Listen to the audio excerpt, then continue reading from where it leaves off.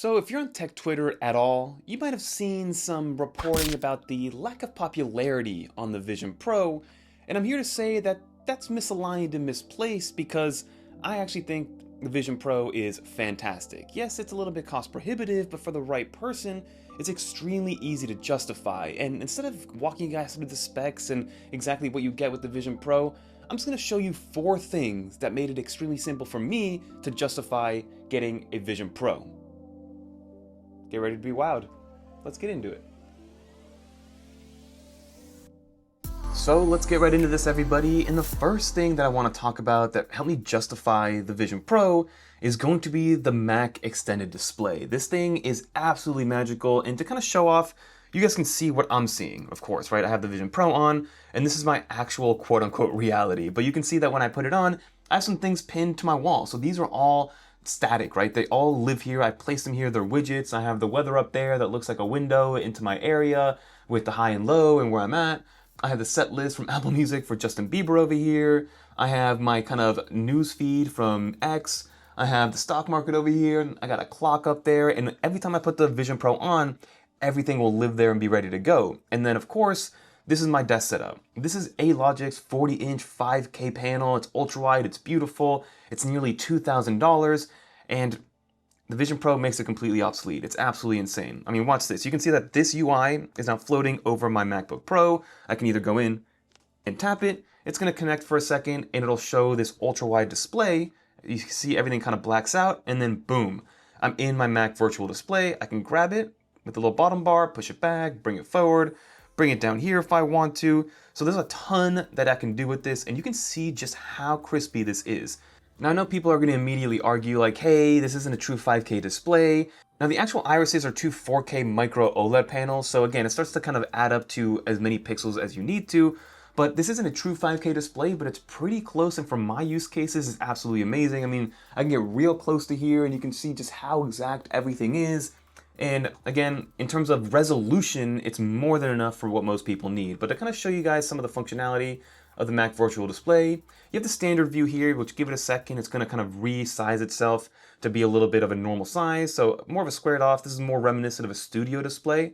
But if I grab this, you can see that again, this is a 40-inch display behind you, and I'm matching it up, and you can see that it's a bigger display. And what's cool is that I can grab it and make it as large as I want, and then push it back, right? So like this is the normal display. Then I go up again to the Mac Virtual, and again, I'm using my fingers to control everything.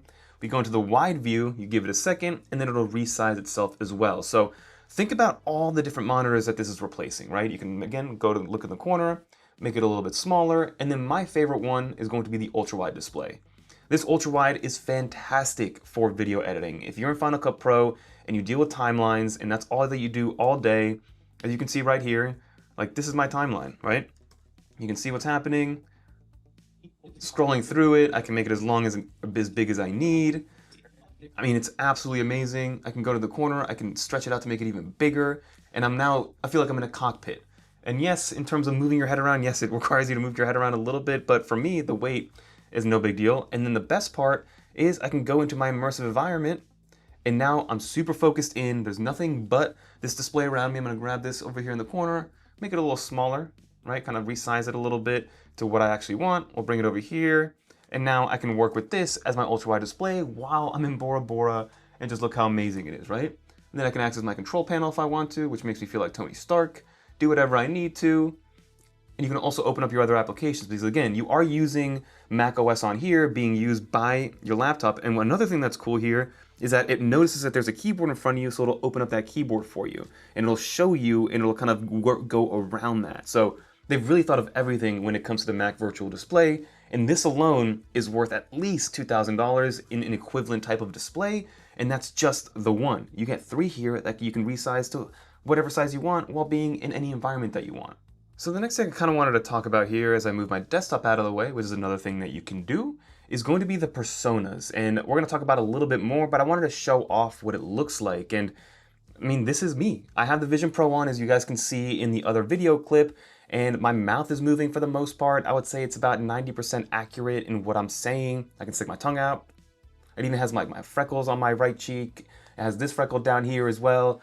You got your hands over here. And I kind of want to talk about also the idea of FaceTime persona calls. Like I was on a persona call the other day. I saw the future when I was in this persona call because I was given a presentation on a like 300-foot wide kind of keynote presentation that was floating over a beautiful lake. The four of us went from being in a circle to moving all lined up together, and it was all spatially aware. Everything, all the little nuances were fantastic. And I mean, they were amazing in terms of the nuances here. I mean, we're talking about things that if somebody's on my left-hand side, then I'm hearing them better with my left ear than I am with my right ear. Same thing goes if somebody's in front of me or to my side. I'm able to virtually clap with people. So if I go up and clap with somebody, you get a little kind of aura that pops up and you can tell that you're interacting.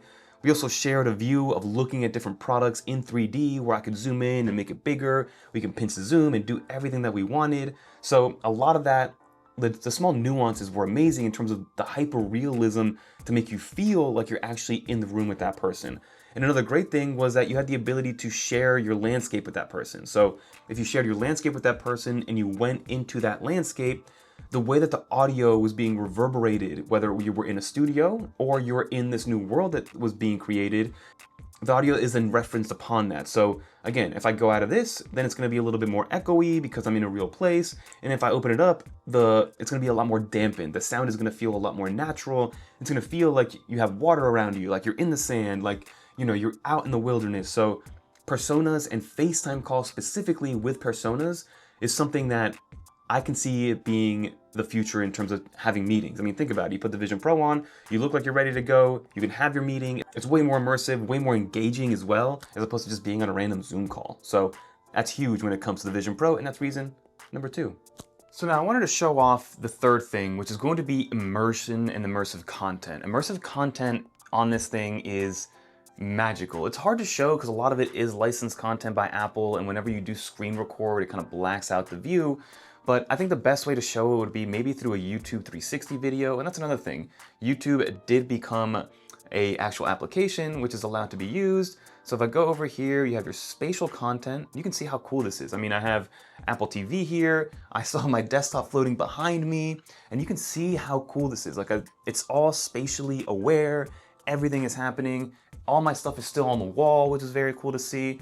So if we click on even the NASA Artemis launch, right? This thing is crazy. I mean, I'm all of a sudden now, right? If I can just mute it, I'm now all of a sudden at the Artemis 2 moon launch. You can see it, you can feel it, everything is around you. Hopefully it kind of translates well in this kind of 360 view. I can look up at it. And the sound, I don't want to turn the sound on because then you won't be able to hear me, but the sound is crazy. I mean, it's insane. And you can see all the other cameras that are set up behind you. My hands are still visible. And then if I look up, I mean, look at this thing. Up into the air, right? And this is just a little taste. This is the only way that I can show you guys some immersive content, but imagine being there and the Apple immersive content. The Apple immersive content, while there isn't a ton of it and they're adding more and more, is insane. There is the submerged one, which you kind of feel like you're inside of a submarine in the 1940s during World War II, and it's almost too scary, which is crazy because that's how good it is. So that's what immersive content would look like in this cool dashboard. And then here's another example of me being in Bora Bora. And if you move around, you can kind of move. So maybe the future is if we are in an omnidirectional treadmill walking around Bora Bora, but that's what you get to see. And then the last one that I did want to show off was going to be this idea of spatial video and spatial photos. I don't know if you guys are Harry Potter fans, but there's a moment in the 4th or 5th book where Dumbledore takes Harry to this thing called a pensieve, I think it's called, where there's these memories and it's magic, right? These like floating memories, and they pull one with their wand and then he throws it at Harry, and then Harry's thrown into this memory of Dumbledore and he's feeling it in real time. That is what spatial video and spatial photos are. So for example, I pulled up the Photos application over here. These are just some old pictures, which is cool. I can kind of come up to here and move them around if I want to, which is cool. But the thing that I want to show off is going to be this idea of a spatial photo. So now, even on your phone, you can do this, but it looks even crazier on the Vision Pro. But you can see Explore Spatial Scenes. If I tap on that little icon on the top right-hand corner, I mean, look at this. Look at how cool this is. You can see that there's a lot of movement in the background. I can kind of peer behind it. I can go into full screen mode, so I can tap on Immersive right here, and then it gives me this immersive view. I mean, this is my daughter from 4 years ago, and I can relive this moment, and it almost feels like I'm in like a wax museum, re-experiencing my daughter at like 6 months old when now she's almost 5. So as a parent, this has been kind of Amazing, right? Here's another example. If I click on this one, if I want to, it's a normal photo. I click to make it a spatial scene, and I can move around and I kind of feel like I'm there again. And it's this magical moment that is hard to explain if you aren't somebody who's nostalgic, or maybe you're not a parent or anything like that. And it does that to any photo.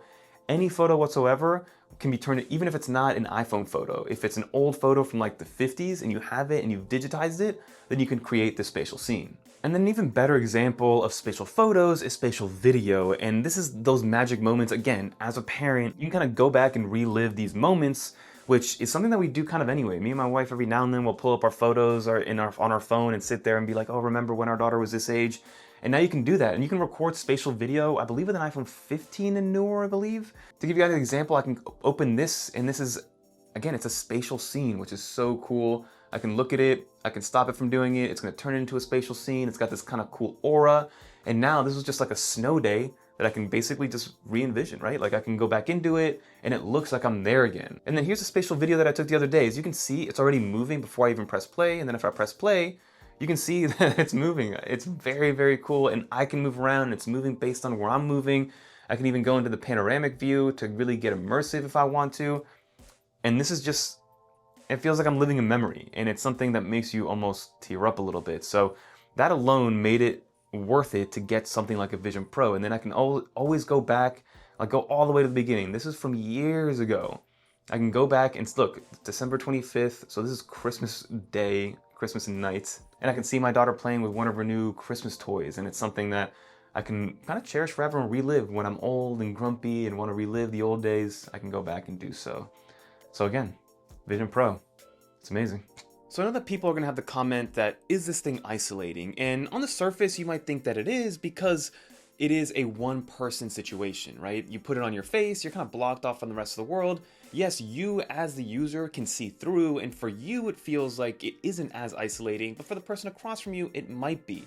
But the way that I would push back on the isolation factor of something like the Vision Pro is the way that I've been experiencing it. The first thing that I want to do after I watch an immersive video, or after I watch a spatial video or turn a regular photo into a spatial photo, I want to run and show it to somebody. I want to run to my wife and show her, and so she can experience the same thing that I just did. I want to go and show my brother. I want to go show a loved one. I want to go show a colleague so they can experience just how magical this is.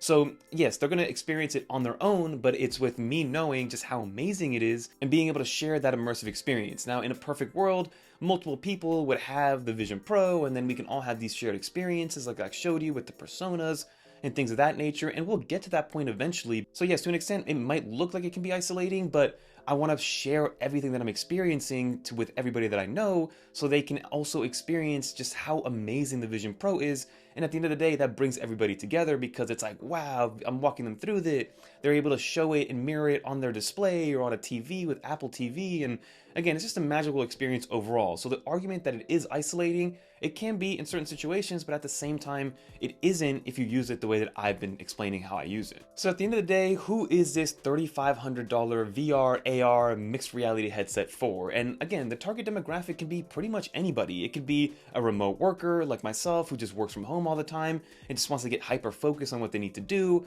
and somebody who values things like a large display, somebody who values focus and simplicity and being in the Apple ecosystem. And again, I've been able to justify the numbers because it's replacing things that have cost me more than what the Vision Pros cost in totality. So somebody that works from home and values focus and is in the Apple ecosystem, they can benefit greatly by getting a Vision Pro.